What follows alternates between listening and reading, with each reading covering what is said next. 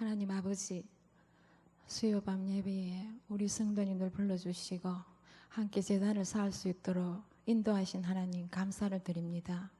대림절을 맞이해서 우리의 죄악들을 용서하여 주시기 위해서 가난한 자, 소외된 자, 병든 자, 이런 자를 하나님께서 구원코자 오실 예수님을 우리가 말씀과 기도로 나아갈 수 있도록 인도하신 하나님, 참 감사와 영광을 올려드립니다.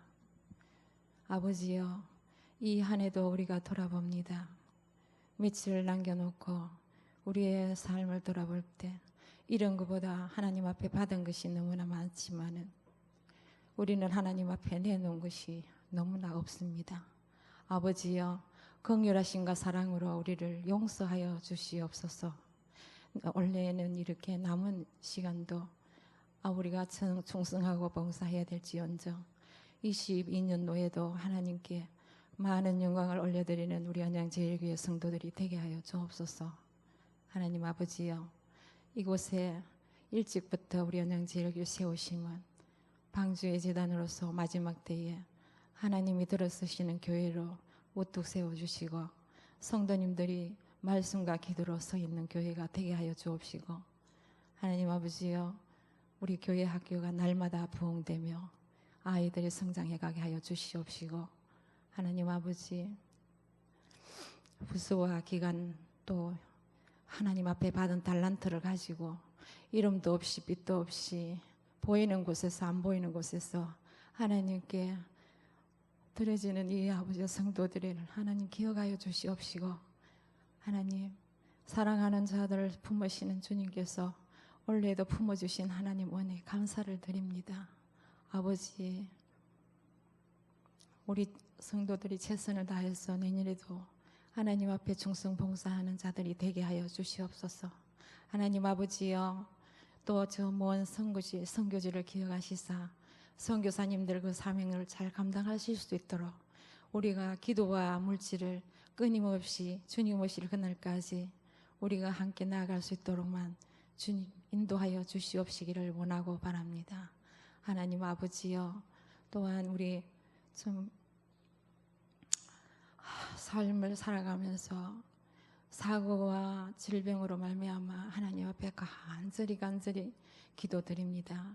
지금도 병마로 인해 싸우며 또한 아버지여 수술을 위해서 날짜를 두고 있는 성도도 있으며 가정에서 병원에서 치료하는 이들을 하나님 기억하시고 온전히 낫게 하여 주시고 회복되게 하시고 하나님 고쳐 주시옵소서. 하나님 아버지여, 또한 우리가 이 땅에 살면서 여러 가지로 인해서 지금은 너무나 아늑하게 아버지여 긴 터널 같은 그런 시간들을 보내지만은 말씀을 통하여 우리가 은혜를 받고 하나님 말씀 중심, 제단 중심으로 살아갈 때에 우리 모두 다 가정이 평안하고 교회가 평안하고 이 나라가 안정되고 이 나라가 아버지 하나님이여 좀 갈 길을 바로 갈 수 있는 그런 아버지여 나라가 될 줄 믿습니다. 하나님 아버지, 이 시간 우리 목사님 단에 세워주셨습니다. 하나님 말씀을 전가하실 때에 우리가 그 말씀 잘 받아서 이 어려운 시대에 우리가 좌로나 우로나 치우치지 아니하고 온전히 하나님 말씀 따라 살아 우리가 복된 삶을 누리며 살아갈 수 있도록 하나님 인도하여 주시옵소서. 함께 동력하시는 우리 김현호 목사님 사랑으로 함께 섬기며 정말 잘 감당하시는 우리 부목사님 되게 하여 주옵시고, 하나님 우리 목사님 이 시간 말씀 전가하실 때에 능력의 장정에 세우시고 말씀 전가하실 때마다 늘 강건케 하여 주옵소서.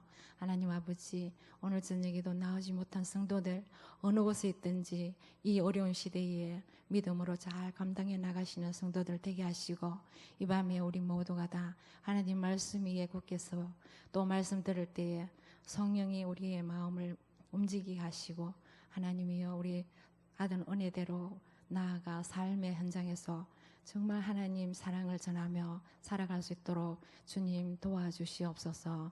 모든 것 하나님 앞에 맡기고 우리를 구원하러 오신 예수님의 이름으로 기도드리옵나이다.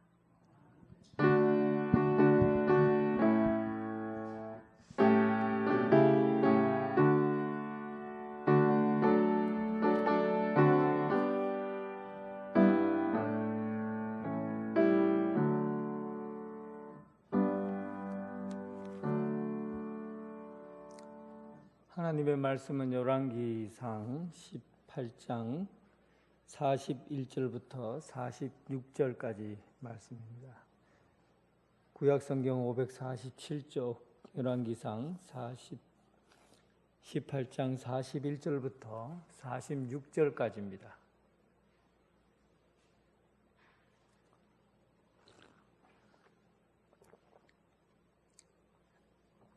한 절씩 교도하겠습니다. 엘리야가 아합에게 이르되 올라가서 먹고 마시소서 큰 비소리가 있나이다.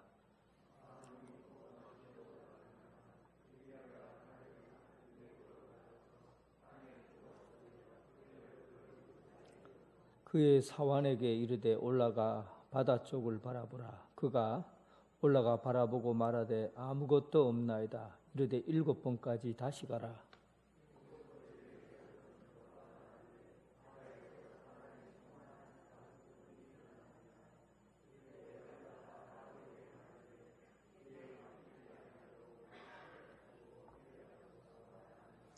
조금 후에 구름과 바람이 일어나서 하늘이 캄캄해지며 큰 비가 내리는지라.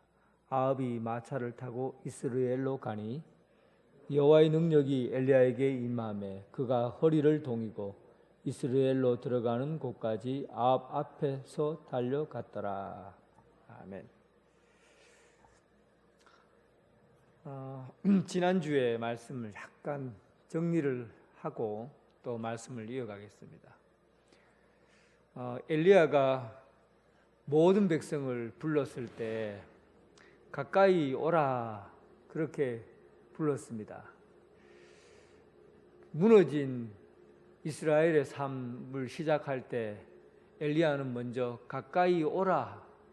가까이 오라는 것은 하나님이 중심인데 그 중심 안으로 들어오라는 그런 이야기죠.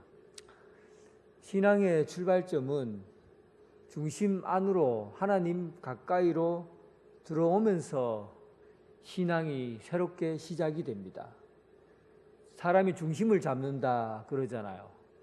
중심을 잡는다는 것은 다른 말로 하면 흔들리지 않는다 이런 얘기하고 똑같습니다. 우리가 어떤 일을 할 때 사람이 참 힘들 때가 뭐냐면 자신이 없어요. 그리고 흔들려요. 두려워요. 무슨 일을 할 때마다 이게 흔들릴 수 있는 것은 이걸 해야 되나 말아야 되나, 이걸 추진해야 되나 말아야 되나 할 때 마음이 막 요동치고 흔들리잖아요.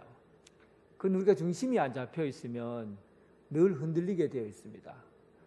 이스라엘 백성들이 하나님과 멀리 떨어져서 하나님을 멀리하고 우상을 섬기고 이방 나라 신을 섬길 때 가까이 오라, 가까이 오라, 중심을 잡아라 하는 것이죠. 그리고 엘리야는 이스라엘의 무너진 제단을 쌓으려고 이스라엘 백성들을 뜻하는 12개의 돌을 가지고 쌓아 놓았습니다. 그리고 그 돌을 뭐라고 불렀냐면 이스라엘이라 불렀죠. 그들이 제단을 쌓고 돌을 쌓아서 이스라엘이라고 이름을 부른 것은 제일 먼저 하나님께서 그들의 이름을 회복시켜 주신 거예요. 이름을 회복시켜 주신 거예요. 이스라엘 백성들은 하나님 백성에게 하나님에게서 특별한 존재로 부름을 받았어요. 하나님의 백성이다, 너는 내 아들이다 라고 이름을 불러서 너는 이스라엘이라 라고 하나님이 불러줬는데 그 이름에 걸맞지 않게 하나님의 명예를 실추시키고 또 자기 이름을 소용없도록 만들게 그렇게 살아왔거든요. 그런데 엘리야는 무너진 제단을 쌓을 때 12개의 돌을 가지고 제단을 쌓았어요. 그의 이름을 찾게 해준 것이죠. 하나님께서 이스라엘의 이름을 회복시켜 준 겁니다. 그러니까 이름을 회복시켜 줬다는 것은 이제부터 하나님의 이름을 위하여 살아가는 백성이다라는 의미입니다. 그리고 나무를 벌리고 제단을 쌓아놓고 송아지 각을 뜨고 그리고 도랑을 팠지요. 물을 부었는데 철철 넘치도록 3번이나 나무에다가 물을 부었습니다. 아무리 불을 붙여도 불이 타지, 인간이 아무리 거다 불을 붙여도 불이 타지 않을 만큼 물을 철철 넘치도록 나무에다 불을 부었어요. 그런데 하늘에서 하나님께 엘리야가 기도를 하자 하늘에서 불이 내려왔고, 그리고 그 불이 활활 타오르고 저물까지 그 물 또랑으로 흐르는 물까지 다 핫을 정도로 불에 타버렸습니다. 그때 우리는 알게 된 것이죠. 하나님의 능력 앞에 인간의 힘은 무지하다. 인간의 힘은 무능하다. 아무리 인간이 날고 긴다 해도 850명이라는 사람들이 칼춤을 추면서 몸에 피를 내고 그렇게 열정을 다해도 하나님을 이길 수 없다. 하나님께서 하시면 이 인간의 하는 것과는 차원이 다른 그런 분이 바로 하나님이시다라는 것을 알게 되었고, 그리고 그때 이스라엘 백성들이 하나님은 여호와 하나님, 우리의 하나님이시다고 고백을 하게 되죠. 지난주에 드렸던 말씀입니다. 기억납니까? 정리가 한번 되지요. 이제 그리고 난 다음에 그 850명의 바알 선지자, 아세라 선지자를 그릿 시내가로 데려가서 그들을 한꺼번에 다 죽입니다. 죽이고 엘리야는 하나님 앞에 기도하게 되죠. 여호와여 응답하소서, 내게 응답하소서. 이 백성에게 주 여호와는 하나님이시라는 것과 그들의 마음을 되돌이키심을 알게 하소서. 그렇게 기도를 하고 하늘에서 불이 내리고 번제물과 돌과 흙을 태우고 도랑을 모두 핥아버리는 그런 일이 일어났습니다. 이 일이 있고 난 이후에 엘리야가 그런 큰 기적을 베푸고 난 다음에 아합을 불렀습니다. 아합은 요즘 말로 하면 쫄았어요. 850명의 아세라 제사장들을 다 죽여버리고, 그리고는 이 아합이 마음이 많이 쫄린 거예요. 그리고는 엘리야 앞에 다 서게 된 것이죠. 그리고 엘리야가 아합을 불러서 부르니까 기가 폭 죽어서 왕이 풀이 푹 죽은 것이죠. 하늘에서 불이 막 내리는 것을 보았지요. 그리고 그 앞에서 850명의 선지자들을 다 죽여버렸죠. 그 권력을 가지고 있는 기세등등했던 그 왕이 양처럼 순하게, 아합이라는 그 악한 그 왕이 양처럼 순하게 되어버린 겁니다. 그리고는 엘리야는 아합에게 와서 이제 올라와서 밥을 먹으시오라고, 그의 궁에 올라가서 이제는 밥을 먹으라고 그렇게 건면합니다. 아합이 얼마나 열심히 비가 내리게 하기 위해서 노력했는지 온 사방을 말을 타고 다니면서 땅의 수온을 찾으려고, 땅에서 물이 날 수 있는 곳을 찾아다니려고 얼마나 많이 돌아다녔습니까? 그래도 못 찾았죠. 그러자 왕이 금식일을 했어요. 지금 여기 아합 왕에게 올라와서 밥을 먹으라 하는 이유는 왕이 금식한 거예요. 비가 내릴 때까지 금식하고 그리고 열정을 다해서 그렇게 사는 것이죠. 아무리 열정을 다하고 열심을 다해도 믿음이 다르면 아무 소용이 없습니다. 믿음의 방향이 다르면 그 열정과 열심은 도리어 독이 된다는 것, 제가 여러 차례 말씀을 드렸어요. 아무리 왕으로서 금식하고 왕으로서 말을 타고 다니면서 백성들이 해야 될 일들을 자기가 대신해서 열정을 다해서 일을 해도 하나님의 말씀을 듣지 않고 하나님의 말씀을 어기고 자기 마음대로 열심을 내는 것은 그 열심이 오히려 독이 된다는 사실이에요.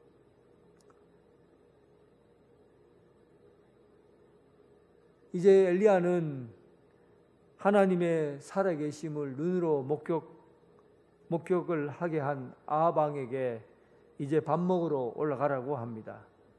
이제 걱정하고 근심하지 말고 일이 다 해결됐으니까 이제 왕궁에 올라가서 쉬라고 한 것이죠.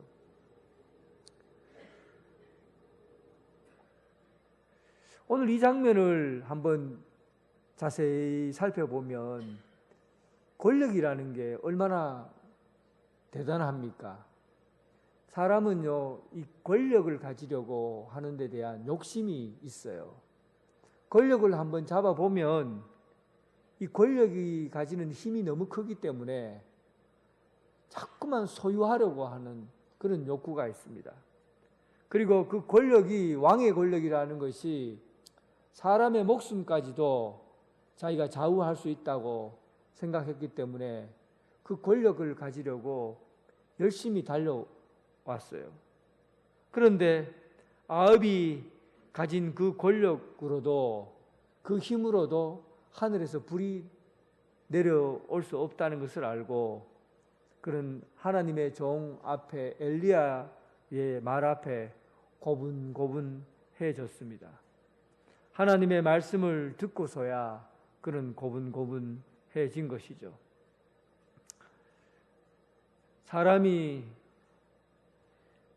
마음이 불안하고 요동칠 때, 그리고 사람이 자기 능력으로 뭔가 할 수 있다고 생각할 때, 그때 한번 풀이 꺾일 때가 언제입니까?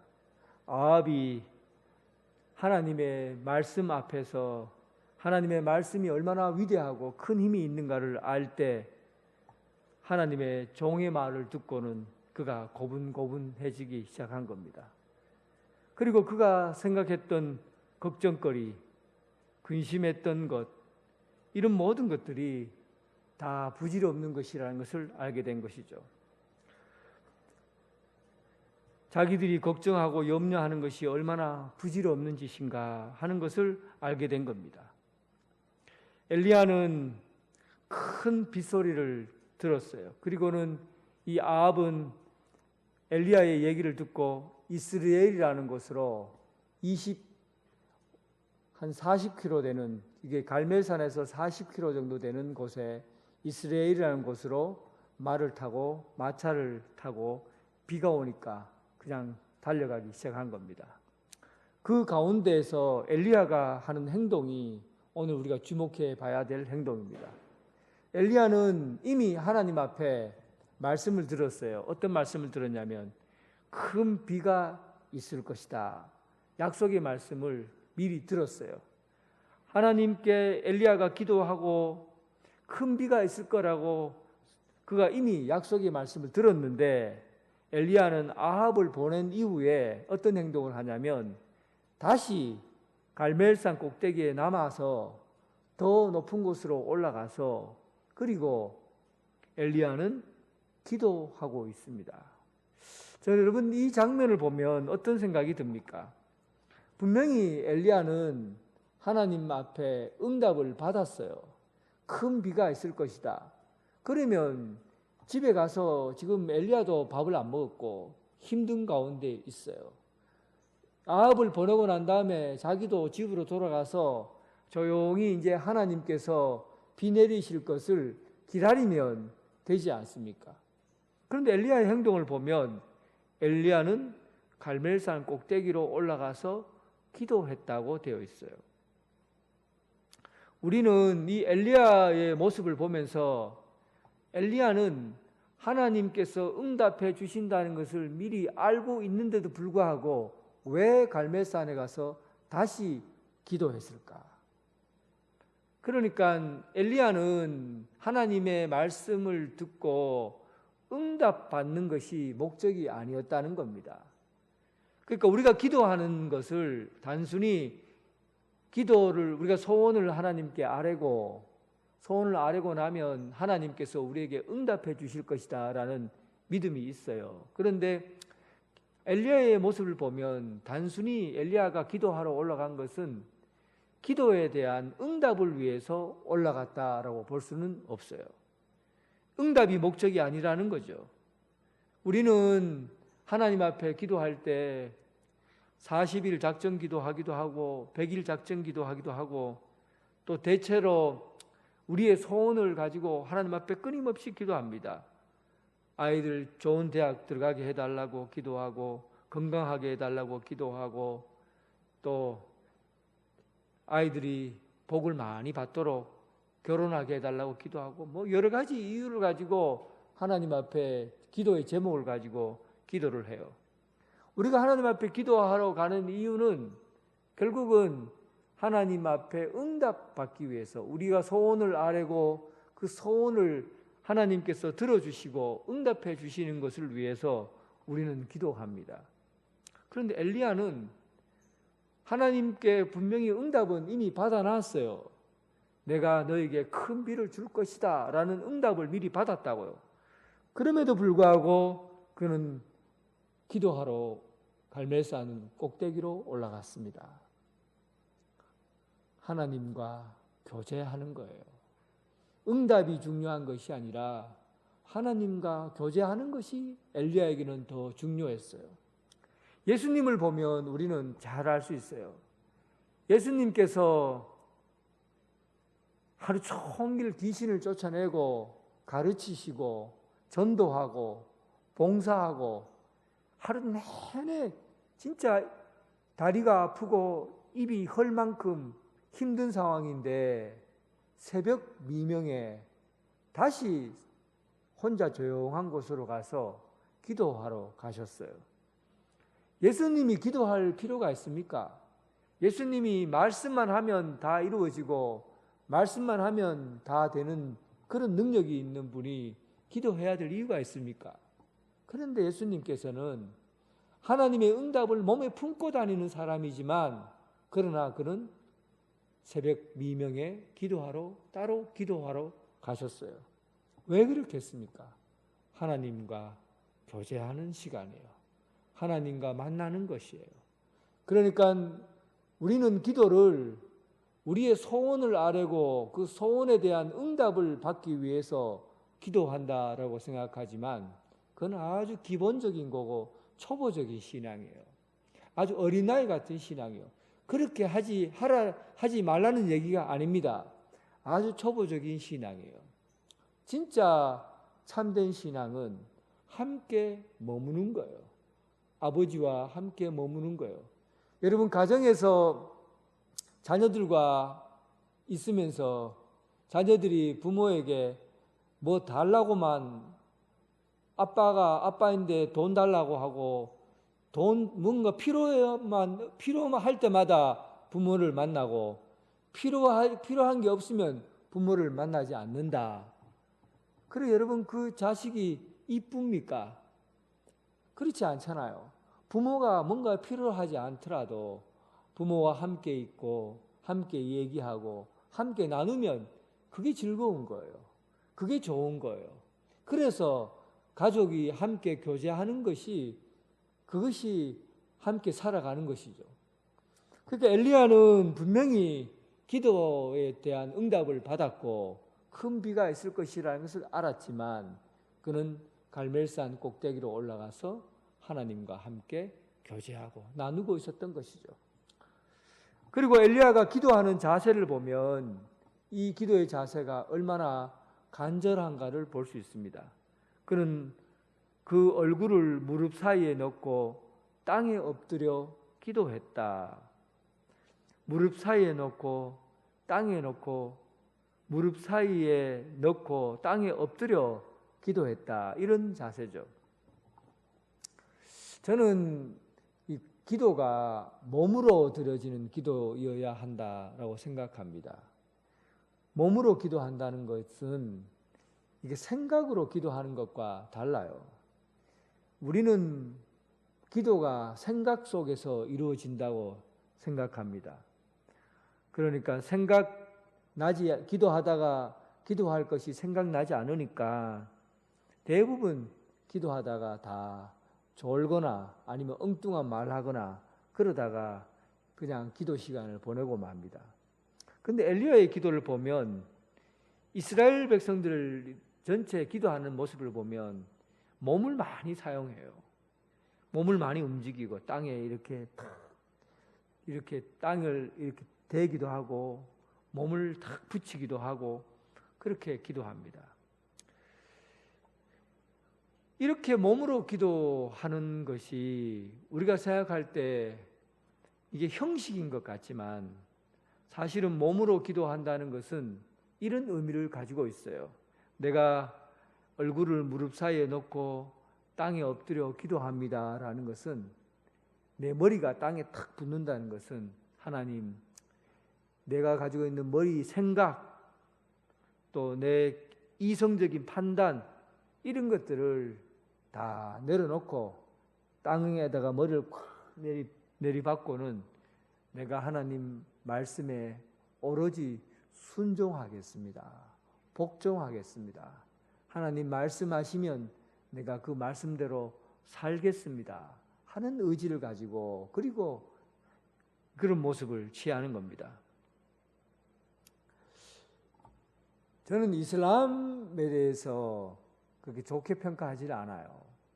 종교가 다른 종교이지 뭐 좋게 평가하고 나쁘게 평가하고 뭐 그럴 이유는 없지요. 그런데 이슬람 사람들이 기도하는 모습을 보면 이런 모습을 취하고 있어요. 성경에 있는 모습과 거의 흡사합니다.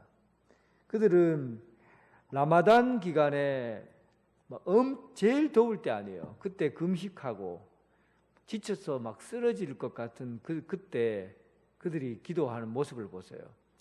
어떤 자세로 기도합니까? 그냥 다 그가 바라보는 그 동쪽을 향해서 그 신전을 향해서 엎드려서 절을 하잖아요. 절을 여러 번 절을 하고 기도하죠. 근데 이 절하는 것이 잘했다 못했다 하는 게 아니라 그들이 생각하고 있는 방식과 내용을 보면 내가 내 삶을 온전히 신에게 복종합니다. 이런 의미거든요. 그러니까 기도할 때 엘리야가 기도하는 모습을 보면 내가 생각하는 것, 내가 결정하는 것, 내 머리로 생각하고 내 머리로 결정하는 것, 이것은 아무것도 아닙니다. 단지 하나님의 말씀만 듣고 그 말씀으로 내가 살겠습니다 라는 의미로 기도하는 거예요. 그러니까 여러분, 우리가 기도를 생각하는 것으로 또 머리로 하는 것이 아니라 하나님 앞에 복종하는 태도로 해야 된다는 겁니다. 그렇다고 여러분들 그냥 방 바닥에다가 무릎 꿇고 머리를 박고 그렇게 기도하라는 게 아니에요. 이 자세를 그런 마음을 품으라는 거예요. 하나님 앞에 기도할 때 단순히 내 생각을 정리해서 하는 것이 아니라 하나님 말씀에 내가 복종하고 말씀에 순종하겠습니다. 그런 의미를 가지고 기도하라는 겁니다. 이런 자세가 기도의 자세예요. 몸으로 기도하는 것이죠. 묵상한다는 것도 마찬가지예요. 우리가 묵상한다고 하면 그냥 생각을 자꾸 하는 걸 묵상이라고 생각해요. 그렇지 않아요.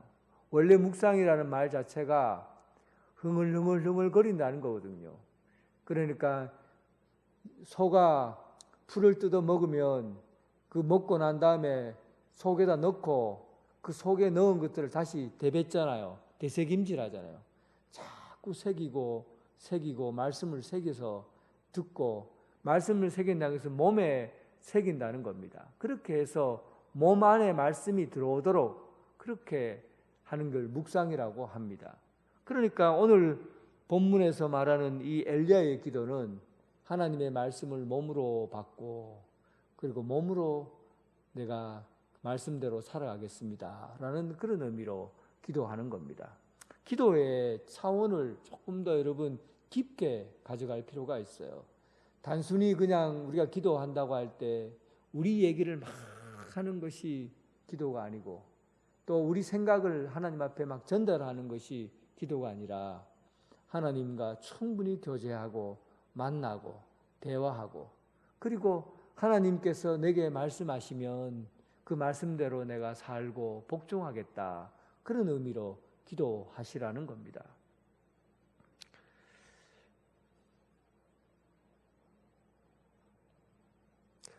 43절 43절에 보면 43절이 아니고 43절에 보면 그는 사환에게 올라가 바다 쪽을 바라보라 하고 7번 보내요. 7번 보내니까 엘리야가 이제 사환이 7번이나 아직도 구름이 보이질 않습니다. 구름이 보이지 않습니다 하고 7번을 다녀오죠. 그런데 엘리야를 보면 7번을 보낸다는 거예요. 7번. 7번을 보낸다는 것은 이 7이라는 숫자는 언제나 완전수를 의미합니다. 이스라엘 백성들이 그냥 숫자를 쓸 때 3이라든지 7이라든지 이런 숫자를 그냥 쓰는 게 아니거든요. 7이라는 것은 완전수예요. 그러니까 오랫동안 기다리는 겁니다. 오랫동안 기다리는 거예요. 조급하게 서두르지 않고 하나님의 때가 되면 이루어질 거라는 생각으로 기다리는 것이죠. 그러니까 우리는 기도를 통해서 하나님 앞에 응답을 받을 때 우리는 너무 조급해요. 한 번의 기도를 통해서 다 이루어지리라 생각해요. 그래야 믿음이 있는 것처럼 생각하잖아요. 그런데 엘리야 같은 사람도 7번을 보내서 사환에게 확인하도록 합니다. 그 기도는 기다림이라는 시간, 그 기다림이라는 시간이 우리가 정해준 시간이 아니라 하나님의 때가 되면 이루어지는 시간이에요. 결국은 우리가 기다리는 것은 무엇을 기다리는 겁니까? 하나님의 때를 기다리는 겁니다. 그러니까 기도는 우리가 계획해갖고 하나님 내가 이런 시간이 되면 이 정도 이루어 주시고 다음 단계가 되면 이렇게 하게 해주시고 그 다음 단계가 되면 이렇게 해 주십시오. 기도의 계획을 세워놓고 우리가 하나님 앞에 모든 시간과 순서를 정해놓고 그렇게 우리 계획 속에서 답이 주어지는 게 아니라는 거예요. 결국은 우리는 하나님 앞에 기도할 때 하나님께서 우리에게 시간이 주어지게 하시고 때에 맞게 일하게 하시고 하나님의 시간이 되면 이루어지도록 그렇게 기도하는 것이죠. 그래서 어쩌면 기도는 오랜 기다림이 필요한 겁니다. 그것이 빨리 이루어질 수 있고 늦게 이루어질 수 있고 그것은 우리 마음이 아니라 하나님의 결정에 의해서 주어진 겁니다. 무슨 일이든지 우리는 기도할 때 이렇게 기도할 수밖에 없어요. 우리가 하고 싶은 일이 있어요. 원하는 게 있어요. 그리고 우리가 정말 이번 기회에는 반드시 이 일을 해야 돼요. 그러나 우리는 이렇게 기도해야 됩니다. 그럼에도 불구하고 하나님이 원하는 시간, 하나님이 원하는 때가 되면 그 일을 이루어 주시옵소서. 이렇게 기도해야 되는 것이죠. 내가 원하고 내가 결정해서 주어지는 시간이 아니라 하나님께서 원하시면 그 일이 이루어지게 해달라고 그렇게 기도하고 기다리는 겁니다. 이런 기다림의 시간이 우리 신앙에는 성숙한 신앙으로 나아가는 길이 되는 거죠. 사람이 성숙하지 못하면 조급해요. 급해요. 그래서 성숙한 사람은요, 느긋해요. 여유가 있어요. 그러니까 우리가 사람을 만나봐도 막 내가 급한 사람하고 있으면요, 마음이 괜히 쫄려요. 그리고 막 왠지 모르게 불안해요. 어떨 때는 내가 사람과 함께 그런 사람과 함께 있으면 진짜 마음이 막 쫀득쫀득해지죠. 그런데 여유가 있잖아요. 여유가 있는 사람은, 기다릴 줄 아는 사람들은 만나면 편안해져요. 두려움이 없어져요. 불안하질 않아요. 사람이 성숙해지면 사람을 대할 때 참 편하게 대합니다. 그런데 성숙하지 못한 사람은요, 불안하게 대해요. 만나면 만날수록 위기처럼 느껴지고 불안해지는 거예요. 그래서 여러분, 기다림이라는 이 영적인 우리가 기도 훈련을 통해서 기다림의 시간은 우리를 성숙하게 자라게 하는 시간이에요. 조급해하지 마세요. 너무 급하게 오늘 막 죽을 것처럼 그렇게 조급한 마음 가지고 그렇게 살지 마세요. 그러면 우리가 이 하나님의 시간을 놓쳐버려요. 그리고 우리가 믿음으로 좀 크게 좀 바라봐야 될 일들도 그렇게 바라보지 못할 가능성이 높습니다. 좀 크게 보고 기다릴 줄 알고 그런 믿음을 가져야 됩니다. 그리고 사환이 7번째 저 구름을 보는데 손바닥만한 구름 하나가 탁 떠 있는 거예요. 손바닥만한 구름. 큰 비가 내리려면 손바닥만한 구름이 됩니까? 아니면 큰 먹구름이 몰려와야 됩니까? 예? 손바닥만한 구름이 와야 됩니까? 큰 먹구름이 몰려와야 되잖아요. 그런데 사안이 보니까 기가 막혀요. 손바닥만한 구름이 저 멀리서 올라옵니다. 그런데 손바닥만한 구름을 보고 엘리야는 그 손바닥만한 구름이 손바닥이 아니다는 것을 안 거죠. 그 손바닥만한 구름 속에 큰 구름이 숨어 있다는 것을 본 겁니다. 믿음이 다르죠. 우리는 손바닥만한 구름만 보면 손바닥만한 것만 보는데 이 믿음이 큰 사람들은 손바닥만한 것 속에서 큰 것을 보는 거예요. 저는 우리나라 옛날 시인들 중에 누가 얘기했는지는 모르지만 이 말을 참 좋아합니다. 나락이 뭔지 알죠? 나락 하늘 속에 온 우주가 들어있다. 작은 나락 하늘 속에 온 우주가 들어있다. 우리 신앙의 선배 중에 한 사람이 하신 얘기인데 나락 하늘 속에 온 우주가 들어있다. 얼마나 그 믿음이 큽니까? 한번 생각해 보세요. 그 나락 하늘이 열리기 위해서 얼마나 많은 농부의 손길이 들어갑니까? 그 나락 하나가 열리기 위해서 하늘에 비가 얼마나 내리쬐었어요. 나락 하나가 열리기 위해서 태양이 얼마나 내리쬐었습니까? 얼마나 많은 바람이 불었어요.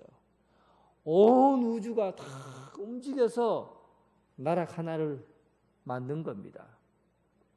어쩌면 이게 여러분 우리가 믿음을 갖고 하나님께서 보여주신 그 상징적인 부분을 가지고 하나님의 세계를 볼 수 있는 눈을 갖게 된 거예요.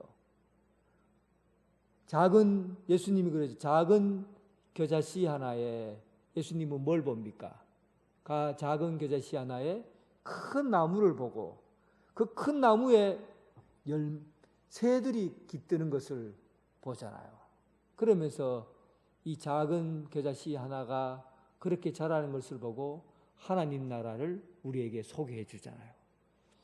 그러니까 우리가 여러분 신앙이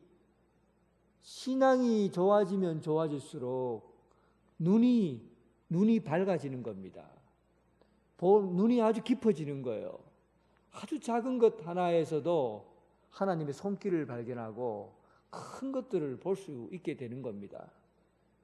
히브리어 말 중에 굉장히 좋은 말이 하나 있어요.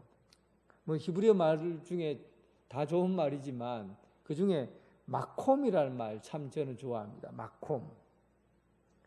마콤이라는 말은 천국이라는 뜻을 담고 있는데 이 마콤이라는 것은 이런 뜻을 담고 있어요. 내가 서 있는 이곳에서, 내가 보는 이곳에서, 내가 만지는 이곳에서 마콤, 천국을 경험한다. 이런 의미를 갖고 있어요. 그러니까 손바닥만한 작은 구름에서 마콤을 본다는 겁니다. 하나님 나라를 보는 거죠. 하나님께서 우리에게 주신 그 작은 것 하나에서 큰 것을 볼 수 있는 그런 것을 의미합니다. 작은 꽃 한 송이 속에서 하나님의 아름다움을 보고 작은 새들의 노랫소리를 통해서 하나님을 찬양하는 소리를 두고 내가 서 있는 자리에서 하나님을 보는 겁니다. 내가 서 있는 아주 작은 것 하나하나를 통해서 하나님의 세계를 보는 거죠. 작은 구름이 떠 있는 작은 구름 하나에 큰 먹구름이 있는 것을 본 엘리야처럼 여러분 모든 일상에서 마콤 작은 것에서 하나님 나라를 볼 수 있는 그런 믿음을 갖고 살아갈 수 있는 여러분 되시기를 주님의 이름으로 축원합니다. 마지막으로 이 부분이 참 이거는 여러분이 해석하기가 좀 어려운 내용이긴 해요. 45절에 보면 46절 46절 한번 읽어보겠습니다. 46절 같이 읽어보겠습니다. 여호와의 능력이 엘리야에게 임함에 그가 허리를 동이고 이스라엘로 들어가는 곳까지 아합 앞에서 달려갔더라. 그러니까 이게 어떻게 됐냐면요, 아합이 비가 오잖아요. 비가 오는데 아합은 비가 오니까 마차를 타고 가소서 그랬어요. 그래서 엘리야는 기도하러 갔지요. 갈멜산으로 갔어요. 갈멜산으로 갔고, 그리고 아합은 지금 비기는 않아요. 마차를 타고 가고 있었어요. 가고 있었는데 엘리야가 사환을 보내서 기도하면서 몇 번이나 7번 보냈잖아요. 그러면 얼마나 많이 달려갔겠어요. 먼저 최소한 20km나 40km를 달려간 거예요. 20km나 40km를 달려가고, 그리고 그때 비가 내렸겠죠. 그러니까 20km나 40km 달려가고 거기서 비가 내렸어요. 그리고 엘리야는 지금 어디에 있습니까? 갈멜에 있죠. 갈멜산에 있어요. 근데 20km나 40km 정도 먼저 빨리 갔어요. 그런데 성경에 보면 이게 참 재미있습니다. 성경에도 이런 말씀이 있는가 할 정도요. 이스라엘로 들어가는 곳까지 아합 앞에서 달려갔더라. 어떻게 된 겁니까? 말을 타고 가는데 엘리야가 벌써 여기 20km에서 40km 먼저 갔는데, 그런데 지금 엘리야가 비 사이로 막 달려가는데, 지금 나는 말을 타고 가는데 이 말 앞에 지금 막 가고 있는 거예요. 어떻게 된 겁니까? 상상이 됩니까? 이거를 그 중국 영화에서는 축지법이라고 합니다. 실제로 성경에서 축지법이 일어난 데가 오늘 본문 말씀에 일어난 일이죠. 참 엘리야가 경험한 이 신비 세계라는 것은 정말 놀라울 정도예요. 지금은 이런 신비적인 일들이 일어날 수도 있겠지만, 어쨌든 이 기독교는 신비와 그리고 하나님의 현실 이 말씀과 이 조화를 이루고 있어요. 신비는 언제나 무엇을 나타내기 위해서 신비스러운 일이 일어나느냐면 전부 신비가 향하고 있는 것은 하나님입니다. 하나님. 하늘에서 어떻게 불이 내려와요? 그런데 하늘에서 불이 내려왔을 때 무엇을 말합니까? 우리 하나님이시다. 하늘에서 불이 내리시는 분이 하나님이시다 그러잖아요. 축지법을 써요. 막 달려가요. 그 어떻게 이런 일이 날 수 있습니까? 하나님이시다. 하나님께서 하나님을 나타내는 거예요. 모든 기적과 신비는 하나님의 살아계심을 나타내기 위해서 보여주신 것이죠. 이 일은 무엇을 나타내려고 하는 것인가? 무슨 의미가 있는가? 이 대단히 중요한 의미가 있어요. 언제나 하나님께서 우리보다 앞서 가신다는 거예요. 무슨 일을 해도 우리가 일을 해서 우리 능력으로 무슨 일을 행하는 것 같지만 결국은 하나님의 섭리가 언제나 앞서 있고, 하나님께서 하나님이 우리보다 먼저 앞서서 움직이시고, 그렇게 해서 일이 된다는 겁니다. 무슨 일을 하든지 이 믿음을 갖고 있으면 만사형통하는 삶을 살게 됩니다. 하나님이 앞서가 계신데 우리가 그 길을 가면 되잖아요. 그러면 하나님이 앞서가신 일 가운데서 일이 안 될 수가 있겠습니까? 하나님이 앞선 일에 어떻게 일이 안 될 수가 있어요? 그래서 무슨 일을 만나든지 만사형통한다는 것은 하나님께서 앞서 가신다는 것을 믿고 그 일을 따라가면 무조건 일이 되게 돼 있다는 이야기입니다. 하나님이 앞서 가신다. 엘리야는 오늘 이 아합보다도 더 빨리 지나가면서, 그리고 하나님께서 무슨 일이든지 먼저 가서 일하시고 진행시킨다는 것을 보여주었습니다. 사랑하는 성도 여러분, 우리가 엘리야의 믿음을 통해서, 엘리야의 이런 기적 같은 일들을 통해서 이스라엘 백성들에게 많은 것을 보여주었어요. 하나님, 이 세상의 신은 바알이 아니라 참으로 하나님이시다. 그래서 우리가 살 수 있는 길은 하나님이 우리 중심에서 통치하시고 다스리시고, 하나님이 하나님의 말씀 가운데서 살아가야 된다는 것, 이 중심에서 벗어나서는 안 된다는 것을 우리에게 알려주려고 하는 겁니다. 그리고 우리가 무슨 일을 하든지 이제는 내가 앞장서는 것이 아니라, 내 의지나 내 계획이나 내 능력이 앞장서는 것이 아니라 언제나 하나님이 앞장서서 일하시는 그 길을 우리가 가는 것, 이것이 우리가 가야 될 길입니다. 함께 여러분 이 길을 갈 수 있는 여러분 되시길 주님의 이름으로 축원합니다. 요즘 코로나가 오미크론 코로나로 인해서 예배 드리는 거나 이런 것들이 많이 축소되고 그렇습니다. 그래서 합심 기도는 하지 않고 제가 그냥 기도하겠습니다. 이제 조금 코로나가 좀 조용해지고 하면 그때 합심 기도하고, 오늘은 제가 기도하고 마치도록 하겠습니다. 기도드리겠습니다. 전능하신 하나님 아버지, 우리의 하나님이시요 하늘에서 불을 내리시는 하나님, 또 엘리야를 빨리 달리게 하시는 하나님, 그리고 세상을 움직이시고 통치하시는 하나님, 오늘 하나님의 은혜 가운데 이 자리에 왔습니다. 세상에서 하나님께서 움직이지 않은 것이 없고, 또 하나님께서 하시면은 무슨 일이든지 다 되어지는 줄 믿습니다. 우리가 힘으로, 우리 의지대로, 우리 생각대로 움직이는 것이 아니라 언제나 앞서서 움직이시는 하나님만 믿고 따라가게 하여 주시옵소서. 이 세상에서 우리가 원하고 바라는 일들이 있습니다. 정말 기도의 소원을 두고 아버지 앞에 여러 번 아뢰입니다. 그러나 우리의 소원을 말하기 전에, 우리의 필요를 주님 앞에 요구하기 전에 주님과 동행하는 삶 살게 하여 주옵소서. 하나님과 깊이 교제하고 만나는 시간을 갖게 하여 주옵소서.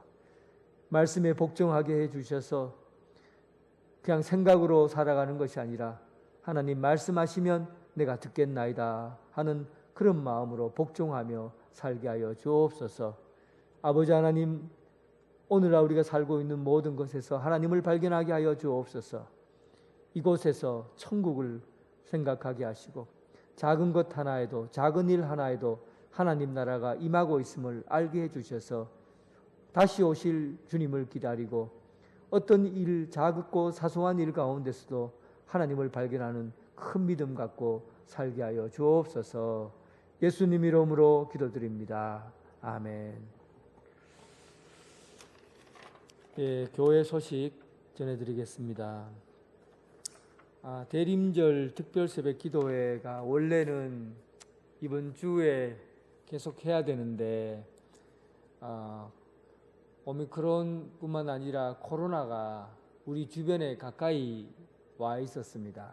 그래서 이제 모든 것이 좀 정상적으로 해결이 됐고, 우리 주변에 코로나가 멀리 간 걸로 예상하고, 일단은 이번 주까지 좀 조심스럽게 지켜보겠습니다. 지켜보고, 이번 주일날은 예배를 정상적으로 아마 드릴 수 있을 거라고 생각합니다. 그 주일날 정상적으로 예배를 드리고, 그리고 주일 월요일부터 일주일 동안만 특별 새벽 기도회를 이어서 하도록 하겠습니다. 그래서 특별하게 혹시 그 중간에 코로나에 또 이제 코로나로 인해서 어떤 가까이에 무슨 환자가 나타난다든지 하면 또 당회를 통해서 조정해서 여러분들에게 말씀드리도록 하겠습니다.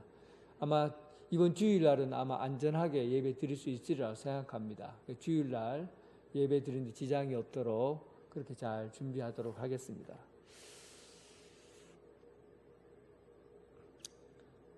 피택자 모임도 이번 주일날 19일날 2시에 둘이 친교실에서 있고요. 예결산 공동회의가 19일 2부 예배 후에 있습니다. 유아세례 일정 성탄절날 유아세례가 있는데요. 세례 입교시 예식도 25일날 성탄절날 함께 하도록 하겠습니다.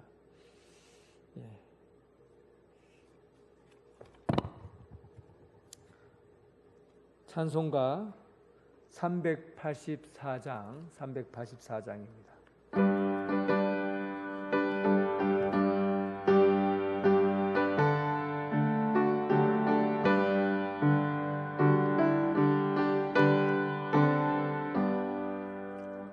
나의 갈 길 다가도록 예수 인도하시니 내 주 안에 있는 긍휼 어찌 의심하리요. 믿음으로 사는 자는 하늘 위로 받겠네. 무슨 일을 만나든지 만사 형통하리라. 무슨 일을 만나든지 형통하리라. 나의 갈 길 다가도록 예수 인도하시니 어려운 일 당할 때도 족한 은혜 주시네.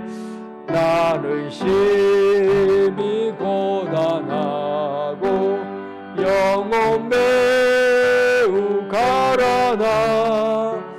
나의 앞에 반석에서 샘물 나게 하시네. 나의 앞에 반석에서 샘물 나게 하시네. 나의 발길 다가도록 예수 인도하시니 그의 사랑 어찌 큰지 말로 알 수 없도다. 성령 감화 받은 하늘 날아갈 때에 영영 부를 나의 찬송 예수 인도하셨네. 영영 부를 나의 찬송 예수 인도하셨네. 아멘. 주님 가르치신 기도로 예배를 마치겠습니다. 하늘에 계신 우리 아버지, 아버지의 이름을 거룩하게 하시며 아버지의 나라가 오게 하시며 아버지의 뜻이 하늘에서와 같이 땅에서 이루어지게 하소서. 오늘 우리에게 일용할 양식을 주시고 우리가 우리에게 잘못한 사람을 용서하여 준 것 같이 우리 죄를 용서하여 주시고 우리를 시험에 빠지지 않게 하시고 악에서 구하소서. 나라와 권능과 영광이 영원히 아버지의 것입니다. 아멘.